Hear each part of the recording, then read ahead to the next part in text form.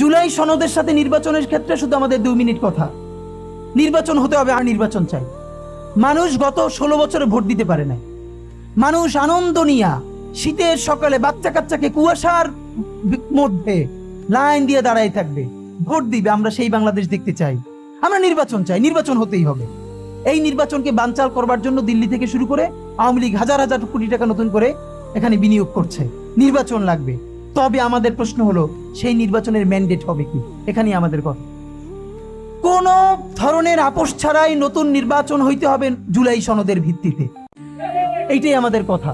জুলাই সনদের ভিত্তিতেই নির্বাচন হতে হবে এবং জুলাই সনদের বৈধতা নির্বাচনের আগেই দিয়ে সেইটার ভিত্তিতে নতুন নির্বাচন হবে, যেই নির্বাচনের ম্যান্ডেট থাকবে নতুন সংসদে নতুন বাংলাদেশের জন্য আমাদের রাজনৈতিক দলগুলো মিলে নতুন সংসদের নতুন সংবিধান উপহার দিবে। যেই সংবিধান 72-এর বাকশালী সংবিধান, ফ্যাসিবাদী সংবিধান, যেই সংবিধানের কোনো ম্যান্ডেট ছিল না বাংলাদেশ রাষ্ট্রের সংবিধান করবার, কারণ তারা পাকিস্তান রাষ্ট্রের মধ্যে শপথ নিয়ে পাকিস্তান রাষ্ট্রের জন্য সংবিধান প্রণয়নের কথা বলেছিলেন, কিন্তু বাংলাদেশ রাষ্ট্রের কোনো ম্যান্ডেট তাদের কাছে ছিল না। তারপরে তারা সংবিধান রচনা করেছেন, এরপরেও তারা একটা সেই সংবিধানকে লেজিটিমেট করবার জন্য একটা গণভোট দেন নাই। এরপরে যারা 73-এর একটা ভোট চুরির নির্বাচন দিয়েছে, সেই 73-এর নির্বাচনের ভোটের ইশতেহারের মধ্যেও তারা এই সংবিধানকে তারা লেজিটিমেসি দেন নাই, ইশতেহারে রাখেন নাই। সেই সংবিধানকে যুগের পরে যুগ আমরা বয়ে বেড়াবো, সেই দায়বদ্ধতা তো আমাদের নাই।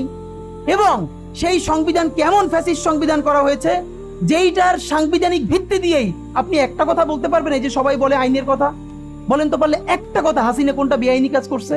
না, হাসিনা একটাও বেআইনি কাজ করে নাই। সে সমস্ত হত্যা, গুম, খুন এই সংবিধানের আইনের ভিত্তিতেই করছে। সে এই সংবিধানকে ডাস্টবিন বানিয়ে তত্ত্বাবধায়ক সরকার বাতিল করেছে, যা ইচ্ছা করে তাই করেছে। এবার তো সে তো বেআইনি কিছু করে নাই, কথা তো সত্য।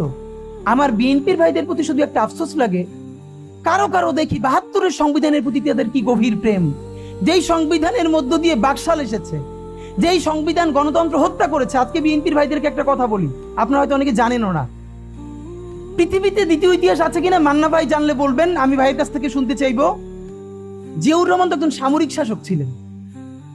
একজন সামরিক শাসক সামরিক ফরমান জারি করে দেশে গণতন্ত্র ফিরেছে, পৃথিবীতে এই নজির নাই যেটা জিয়াউর রহমান করছেন। আপনারা কি জানেন? এই যে জিয়াউর রহমান গণতন্ত্র ফিরাইলেন, যার মাধ্যমে আওয়ামী লীগও রাজনীতি করার সুযোগ পাইল বাকশালের পর, সেটা কিসের মধ্য দিয়ে? তখন তো সংসদ নাই, সংবিধান তো সংশোধনও করা যাইতেছিল না। কিসের মধ্য দিয়ে? জিয়াউর রহমানের সামরিক ফরমানের মধ্য দিয়ে। পৃথিবীর একমাত্র একজন সামরিক শাসক যিনি ফিল করলেন না, সামরিক পন্থা দিয়ে করা যাবে না, গণতন্ত্রে ফিরতে হবে। এবং দেখেন হাসিনারে এবং আওয়ামী লীগের চরিত্রটাই হলো এইরকম, এর যে একটু ভালোবাসে তার এসে হত্যা করে। শহীদ প্রেসিডেন্ট জিয়াউর রহমান শেখ হাসিনাকে দেশে আসার অনুমতি দিছিলেন, সুযোগ দিছিলেন এবং বলছে থাক সবাই রাজনীতি করুক। আসার 1 মাসের মধ্যে জিয়াউর রহমান শহীদ হয়ে গেছে, 13 দিনের মধ্যে। এবার দেখেন এই যে আমরা এখন যারা সবাই করতেছি, সুতরাং এটা একটা বিষ। এই বিষের সাথে আমরা কিভাবে লড়াই করব? জাতীয় ঐক্যমত্য তৈরি করতে হবে। সুতরাং পলিটিক্যাল পার্টি এবং সবার প্রতি একটা কথা, প্লিজ আপনারা বিএনপিকে শতভাগ কর্নার করে দিন না। বিএনপি এই আধিপত্যবাদ বিরোধী লড়াইয়ের জন্য আমাদের একটা বড় শক্তি। এই শক্তিকে এত বেশি কর্নার করা যাবে না যাতে তারা গিয়ে আওয়ামী লীগের হাত ধরে ফেলে। তারা যদি আওয়ামী লীগের হাত ধরে ফেলে তাহলে লড়াইটা তো আমাদের জন্য আরো কঠিন হয়ে যাবে। বরং বিএনপির প্রতি আমাদের চ্যালেঞ্জ হলো, যেই বিএনপি বাকশালী সংবিধানের প্রতি প্রেম দেখাবে, তারে শহীদ জিয়ার ছবিটা সামনে এনে বলতে হবে যে এই বাকশালী সংবিধান তো জিয়াউর রহমানই ছুঁড়ে মারছিল। বেগম জিয়া বলেছেন এই সংবিধানকে ছুঁড়ে ফেলা হবে।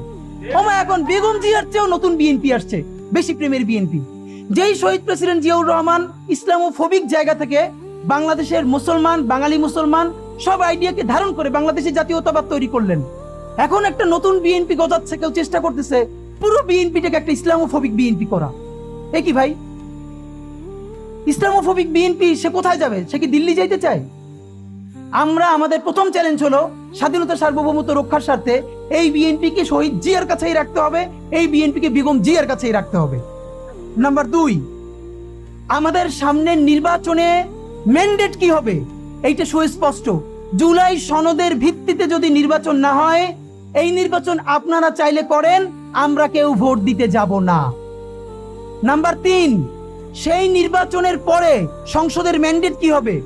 সংসদে জুলাইয়ের বর্তমান সনদে যেটা স্বাক্ষরিত হবে সবার ঐক্যমত্যের ভিত্তিতে, এটা নির্বাচনের আগে মানে সংবিধান সংশোধন করা ছাড়াই অধ্যাদেশের বলে বলে যেটা করা সম্ভব সেটা আগেই করে ফেলতে হবে এবং তাকে দিয়ে নির্বাচন করাইতে হবে। এবং আমাদের বিএনপির বন্ধুরা বলছেন 2 বছর সময় নিয়ে তারা সংসদে এইগুলো পাশ করাবেন। 2 বছর চলবে না, সর্বোচ্চ সময় 6 মাস। সংসদের প্রথম 6 মাসের মধ্যে জুলাই সনদের সমস্ত কথাগুলো সংবিধান ইনকর্পোরেট করতে হবে। যদি পারেন নতুন সংবিধান করতে হবে, নতুন সংবিধান করতে না পারলে এইটার মধ্যে ইনকর্পোরেট করতে হবে।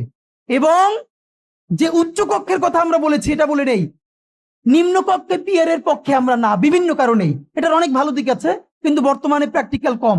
তবে সংসদের উচ্চ কক্ষে অবশ্যই অবশ্যই পিয়ার পদ্ধতিতেই নির্বাচিত হইতে হবে।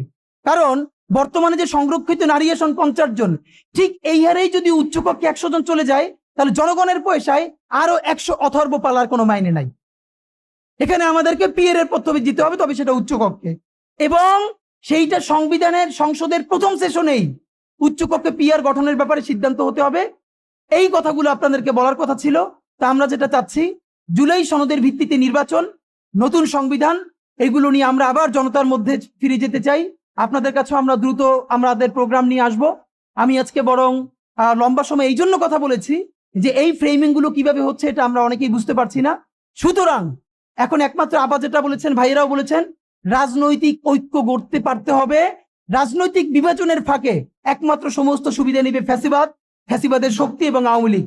আমরা আমাদের জীবন থাকতে বাংলাদেশের মাটিতে ভারতীয় আধিপত্যবাদ থেকে শুরু করে আর কোনো বিদেশি আধিপত্যবাদ, হাসিনা এবং ফ্যাসিবাদকে মেনে নিব না। এবং আমরা যদি শহীদ হয়ে যাই, আমাদের সন্তানেরা লড়বে, তার সন্তানেরা লড়বে।